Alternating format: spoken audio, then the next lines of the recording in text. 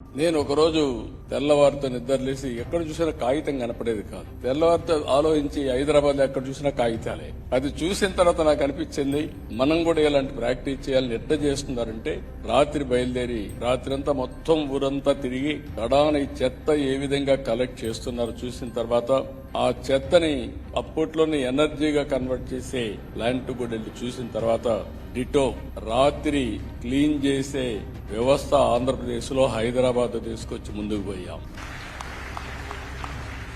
అది వచ్చిన తర్వాత చాలా సార్లు నేను అప్పుడప్పుడు ఇక్కడికి వచ్చేవాడిని. లీ కువాన్ యూ గారు అందరికి వచ్చిన వాళ్ళందరికీ చెప్పేవాడు, ఇండియాలో చాలా మంది పాలిటీషియన్స్ వస్తారు, సీఎంలు వస్తారు, వచ్చి ముస్తాఫా షాపు పోయి షాపింగ్ చేస్తారు, సంతోష్ ఐలాండ్ పోయి కసోపు ఉండి ఎంజాయ్ చేస్తారు, దాన్ని ఎక్కడికి పోవాలని ఇక్కడే కనెక్టివిటీ గా వచ్చి వెళ్తా ఉంటారు. కానీ ఒకే ఒక పాలిటీషియన్ ఆంధ్ర సీఎం చూసా, ఇక్కడికి వచ్చి ఏ విధంగా పరిశుభ్రత ఉందో చూసిన తర్వాత దాన్ని అమలు చేశాడంటే అది నా అడ్మిరేషన్ చెప్పనే పరిస్థితికి వచ్చాడు. ఎందుకు ఈ విషయం చెప్పానంటే, అలాంటి దేశంలో ఈ రోజు 40,000 మంది తెలుగు వాళ్ళు ఉన్నారంటే చాలా గర్వంగా ఉంది.